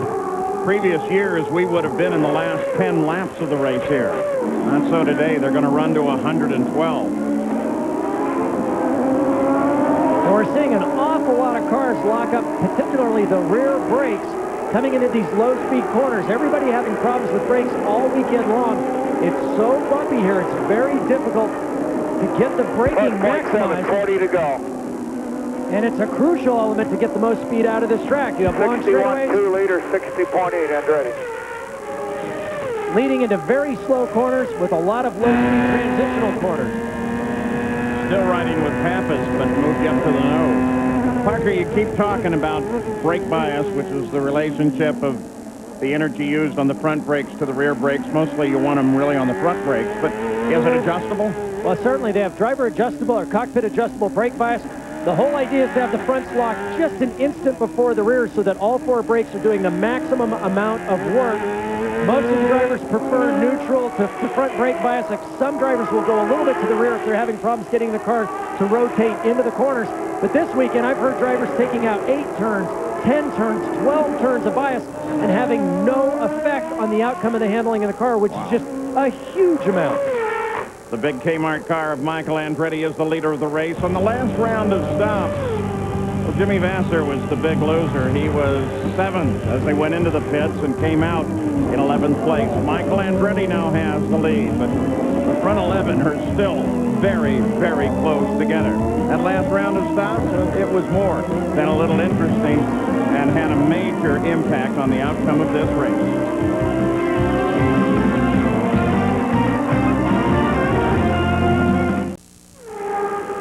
85 laps complete, no changes since we left you, but Roberto Moreno now really wants to work hard on Cristiano D'Amata. He's out alongside him going into turn 3, stays there as they head up the hill and maneuver through turn 4. Then he tucks back in. You know, we mentioned the braking problems. Oh, get out of my way. Yeah, right. We mentioned the brake problems that Cristiano had. Talked about the brake proportioning valve that's cockpit adjustable. Usually the reasons they have that is that as these cars burn fuel, it takes a lot more weight off the rear of the car than the front of the car. So typically during the course of the race, it's a very busy environment. You're adjusting boost, adjusting fuel mixtures, and one of the things you're doing is gradually moving the brake bias to the front. In Cristiano D'Amata's case, he's probably got as much dial to the front as he can, but at some point, it becomes a losing proposition. You start overheating the front brakes, and all of a sudden the rears start working more effectively than the fronts because of so much bias differential, and all of a sudden you're locking the rears all over again. Michael Andretti all alone now, 3 1/4 seconds ahead of second place. Adrian Fernandez will show you the laps led by the different chassis. This race started out as a big hesitation for city officials here in Toronto. You know, loud cars going down their public streets. It has now become the primary festival of the summer. Everybody loves it. The Canadians love to come out for this race, and not just a few Americans coming up over the border.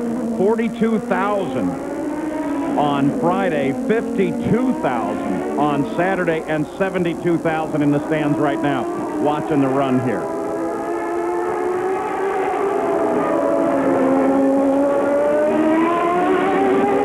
.4 seconds ahead of Adrian Fernandez. There's Michael. Look up track. Adrian's got some work to do. Michael driving a very measured race. He's been in this position so many times before. A completely different situation for Cristiano D'Amata. Remember, his best finish came 2 weeks ago at Cleveland when he finished third. And you can see Roberto Moreno, his first win coming 2 weeks ago at Cleveland, pressuring Cristiano very, very hard.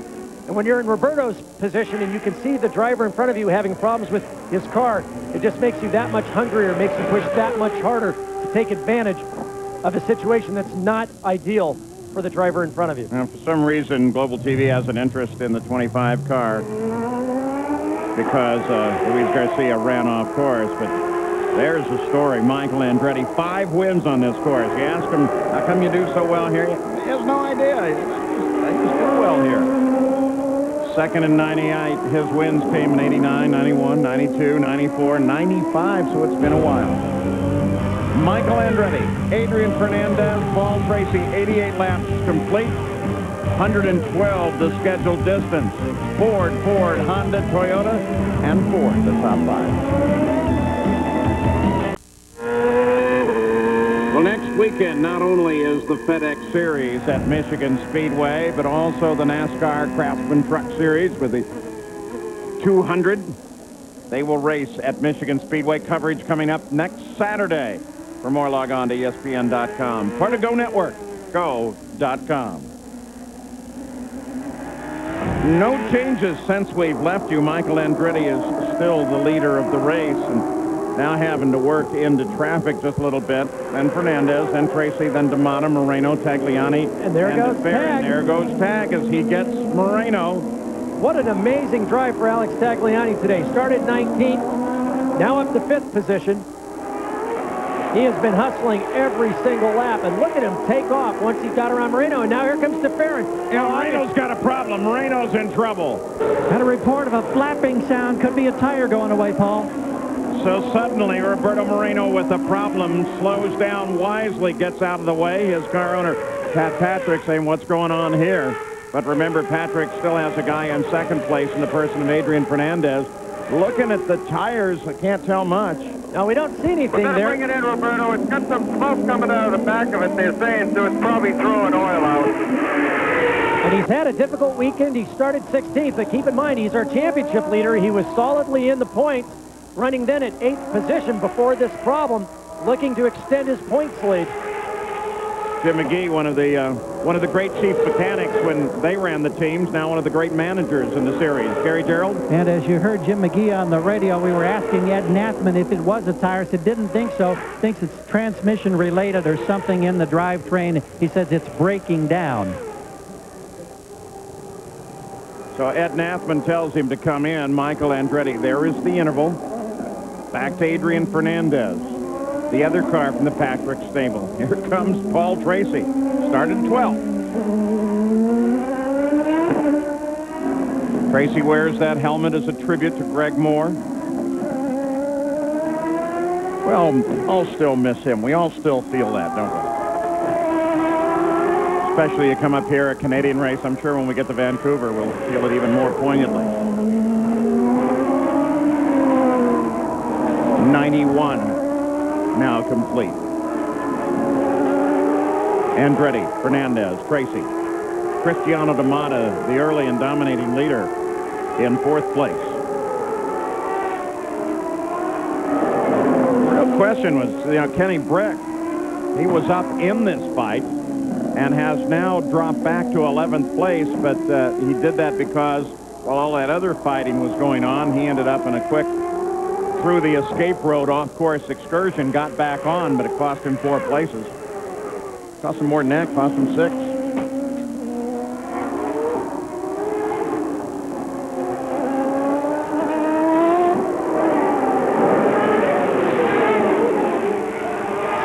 All the stops are complete. Totally up to the driver. Kenny Brick, he has to do what he can to catch up. Clouds still over the track, but occasional sunshine and no indication that we're going to have weather that's going to affect us. Still, though, there are the possibility of showers. We'll be back with more. FedEx has a fleet of planes that transports the kart cars internationally. Dario Franchitti had the opportunity to sit in the cockpit at Cleveland. And during a visit to the FedEx headquarters in Memphis, he got to pilot a FedEx Airbus simulator. All right, right there, perfect. Start raising the nose up, gently. Come up, up a little more, stop right there. Now we're getting clever, we're turning and going up at the same time. Sorry, was this at all like a champ car? A lot smoother. None of the bumps of Detroit. Try a landing jump. Oh, uh-oh, there's a turbulence. Here comes lunge. Bring it right on in. Little left rudder to keep it on the center line. Beautiful. You got your first landing in the Airbus. That was sweet. Very nicely done. Dario, you wuss. Here comes lunch in a big airplane like that. Wait till Parker and I get you in one of those Hornet simulators. We'll show you. Michael Andretti leads it. 3.9 seconds over Fernandez. 95 laps complete, 112. The scheduled distance. Michael unchallenged at the moment. The interval, though, in the top 10, still pretty tight. Cristiano D'Amata sits back in 4th place. There you can see first to second. Now, not as tight as we thought. Here comes Tracy. And then Cristiano D'Amata is almost 13 seconds back, Gary. Yeah, they're telling Adrian Fernandez that on some laps he is a bit quicker than Michael to keep up the pressure that he could force Michael into a mistake, or perhaps Michael could get loose. He also has been reminded that Michael pitted 3 laps prior to Adrian, so his tires could go away a little bit sooner.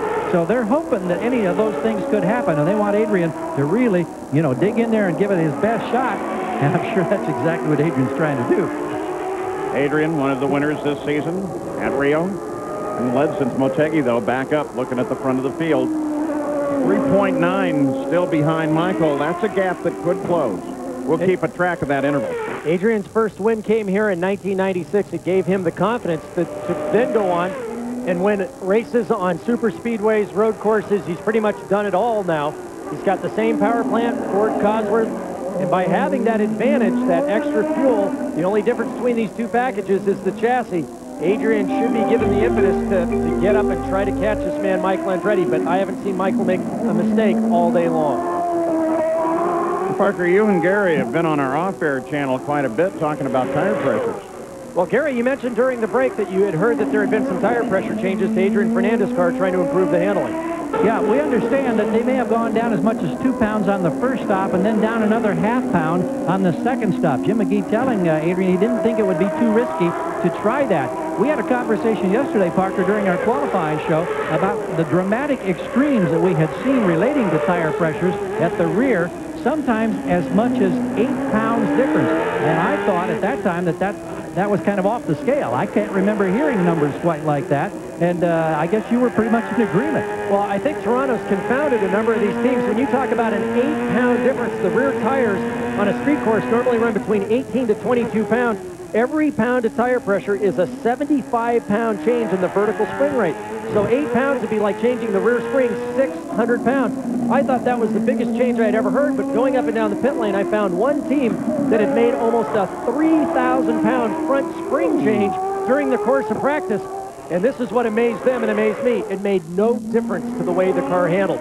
So a lot of these teams, if they came off the trailer fast, they stayed fast. If they came off slow, they came off slow. They really have no idea what the magic setup here, other than if it's working, don't change it. I guess we talk about subtle changes. Nothing subtle about that.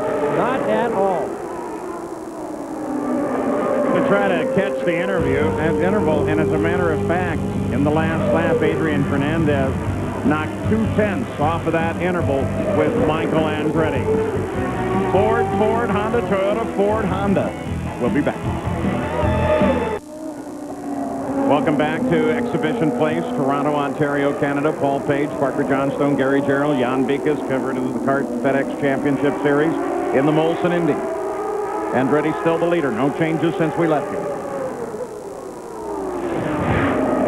I'll take you on board. An interesting comparison, I think, that you wanted to do for some time, Parker. But maybe now, as the interval's still spread out, we can do it.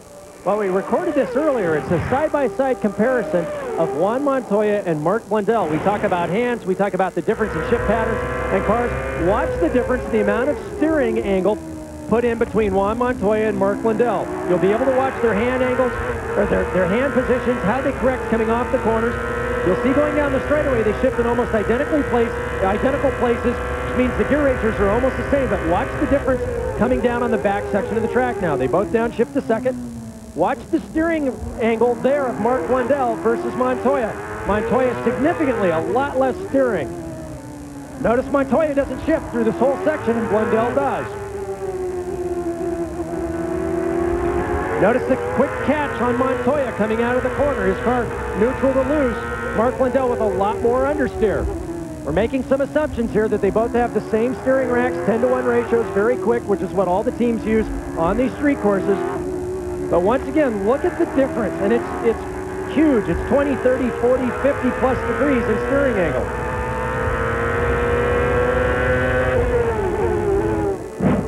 And that's our third Toyota Spotlight. No change in the interval. Andretti to Fernandez. Max Pappas with Jimmy Vasser behind him and clear course ahead. Way up the way is Patrick Carpentier. Pappas is currently 8th. Interesting to both, and Roberto Moreno slows and pulls off. Looks like it's turn 5 on the inside of the curve there. One of the few places where the drivers have line of sight.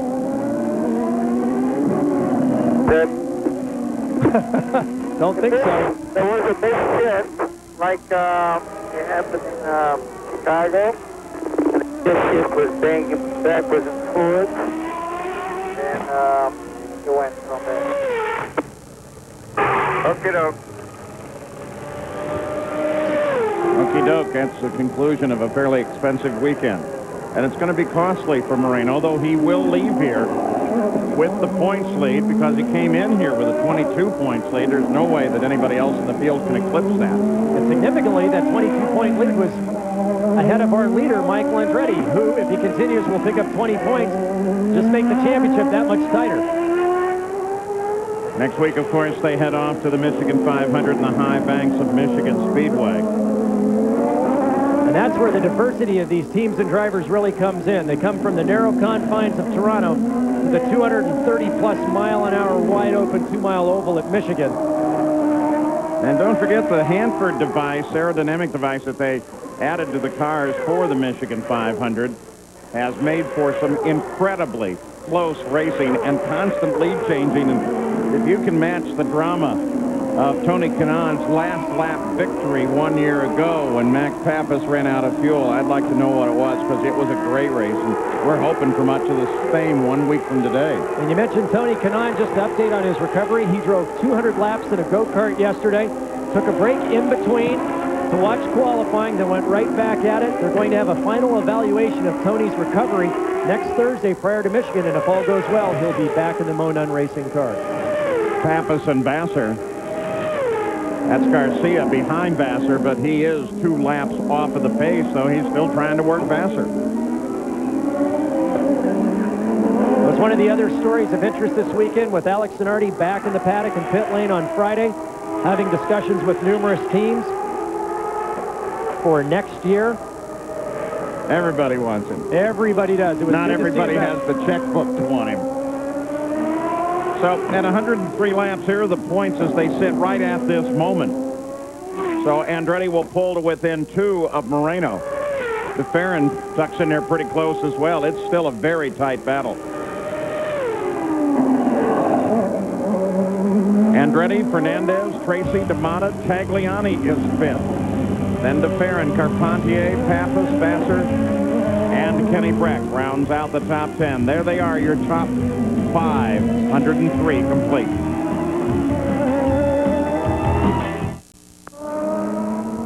Back in Toronto, no changes since we left you. Adrian Fernandez is 2nd behind Michael Andretti. And the interval is widening between Andretti and Fernandez. But again, there is the question of, is Michael going to run out of tires before the end of the race? Meaning that is he going to lose some of the traction while Fernandez, who's about 2 laps behind him in terms of the last stop, might be able to be have a little more adhesion in the last couple of laps. Well, watching Michael... The fuel's all yours, Paul. All yours. Just a few laps ago, Michael Andretti turned the fastest lap of the race. I haven't seen his car move under braking mid-corner exit. I think he's got the car well under him. Doesn't look like he's leaning on the rear tires at all. My first answer to that would be, I think Michael's good to go to the end. Obviously, his car's working very well. He's very confident. He's been in this position many times before, but keep in mind, he said his last win at Toronto came in 1995. His last street course win came back in Vancouver, British Columbia in 1996, which also happens to be Lola's last win on a street course. L7.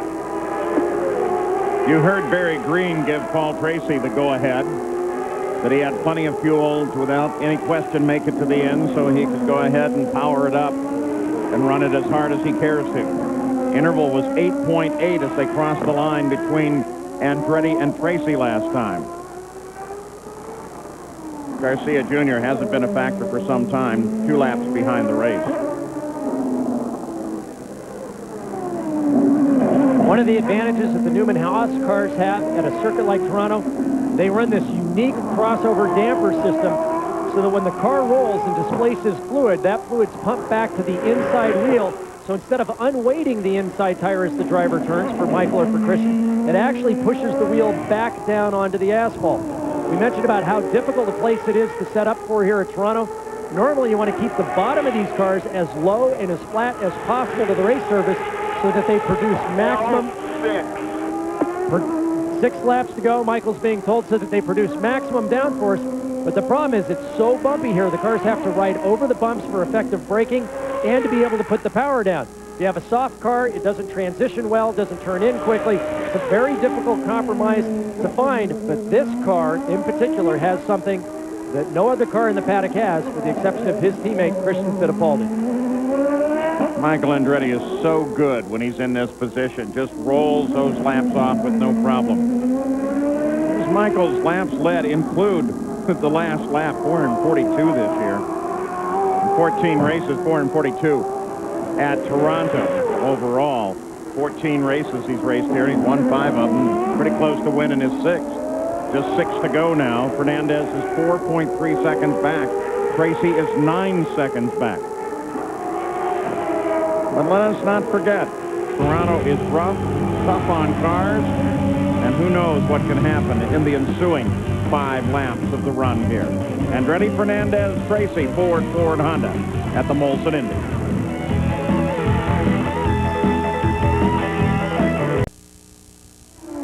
No changes since we left you. The intervals remain the same. There is Fernandez, 4.27 seconds back. Paul Tracy, 9.03 back from the leader, Michael Andretti. 107 complete. Closing 5 laps of the run now. And there's your leader, Michael. 6 times he'll have won here if he can only stay in that position. An unprecedented 5 victories here coming into the race.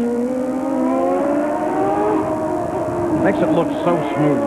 Yeah, it's hard to tell that he's going as fast as he is. He's still turning laps of 103+ miles an hour, 61.2 seconds on that last lap, considering that they've got corner speed down to 40 miles an hour. It's very impressive. His Newman Haas teammate, Christian Fittipaldi, out in the early going when he rear-ended Bill DeFerrin as DeFerrin jumped on the brakes to make it into his pit.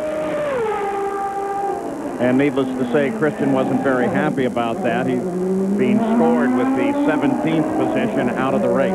Michael's now pulled out 5.1 seconds on Fernandez. Of the guys on the lead lap in the top 9, Alex Tagliani is consistently turning the quickest laps of that group, but he is some 6 seconds behind Cristiano D'Amata and will not have time or laps left in order to catch that position for 4th place. With 4 laps to go, Michael has commanding control over this event. But again, there's always that nuance of the fact that the gearbox, the suspension, the engine have all been beat up pretty badly during this run. L3, Mike. L3. And they take a pounding around this course. We've seen in the past at Toronto in the closing laps. It's typical of Cleveland and Detroit, where suddenly we've seen lead cars pull off with mechanical failures. We certainly saw that at Cleveland, where just all of a sudden a gearbox goes, an engine goes. Paul Tracy said he had the biggest engine explosion he's ever had there during the qualifying. And then apparently that had an effect upon his gearbox because the gearbox went the next day. Michael Andretti now 5.5 seconds ahead of this team. Adrian Fernandez with Pat Patrick Racing. Tremendous effort by this crew. Adrian Fernandez qualifying in 9th position, up to 2nd. They were waving back there. They use the international standard here that if they put a yellow up at one corner station, once the course is clear ahead, they also put a green out to let the drivers know when they can begin to accelerate fully once again. Keeping in mind that under most yellows, these drivers don't slow down at all. It just tells you you're clear of the incident and there's nothing ahead in the next corner, so you're not looking for a following yellow or a full course yellow. All the other guys told me that they do slow down. You were the only one that didn't. Well, there you go. Kim Green, team manager for Paul Tracy. He looks on. The rest of the crew, they're huddled over the computer watching the telemetry data coming in, as well as the computer data telling you the interval. For Fernandez, it looks like a pretty desperate move. Michael Andretti, 96. Last time he had multiple wins in the season, 5 then. Fernandez, 5.3 seconds back. Michael may have this thing locked up. In fact, they can almost coast. He's closing down on Oriol Servia. Servia is 11th, but Servia, remember his problems, is 3 laps behind the lead of the race. White flag, Mike. White flag. Probably didn't need to tell him that part. I'm pretty sure he saw that one. 1 to go for Michael Andretti.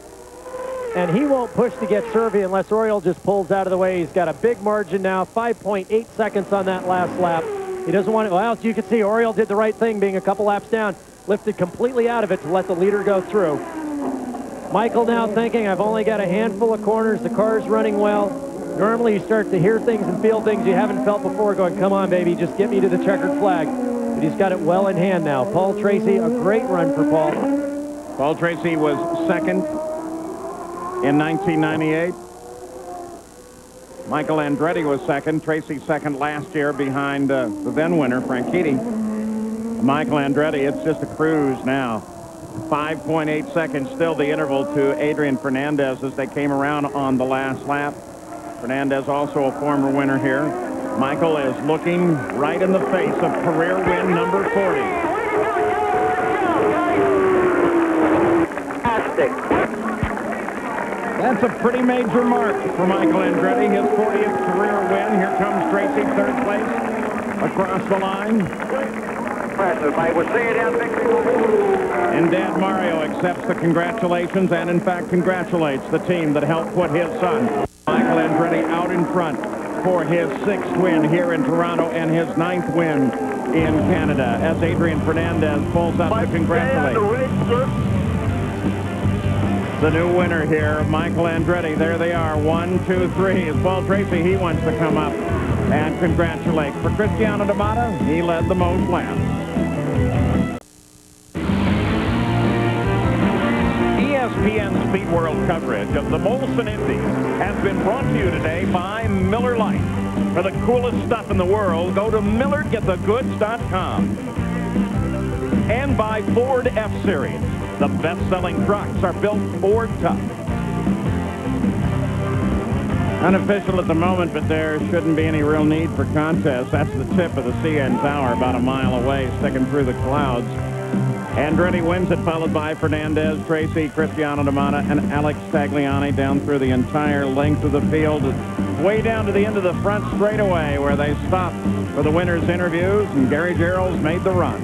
And the wife and son Marco, everybody here in the family, Michael celebrating the King undisputed with a knockout victory here today. How tough was it in the middle stages when you were chasing Cristiano D'Amata, and were you concerned that you might not be able to get by him? Well, first I want to thank the whole Kmart Texas Haviland team. They did a first-class job. They're the ones that want me to race. They did all the passing for me. I was just trying to be patient when I was behind D'Amata. When I saw him go into pits, then I knew it was going to be up to my crew, and the guys did it. They got me out ahead of him, and then the rest was history because our car was just so perfect today. The Ford engine was perfect. Any concerns at all?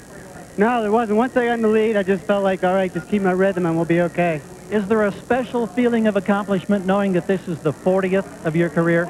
Yeah, and I'm really happy to do it here in Toronto because I love Toronto. It's a great racetrack, great fans here, and couldn't think of a better place to do it. And as far as the championship is concerned, I guess you couldn't find a better way to start the second half of the season because with Moreno's problems, you've now pulled within 2 of him. We're looking for him, you know. It's not just him. There's a lot of other guys we've got to worry about, but if we can continue just to do our job and finish the races, we should be good. Another magnificent piece of glassware, not hardware. Oh, look at this beautiful trophy that he'll add to the collection. Career win number 40, number 6 in Toronto. Great job, huh, Paul? Yeah, and you know, nearly a fourth of those victories, 9 of them, have come on Canadian soil. Well, there's the points. As we predicted, Roberto Moreno will still leave here with a points lead, but that was a very important win for Michael Andretti. Pulls him within 2. Let's go to Jan Beekes.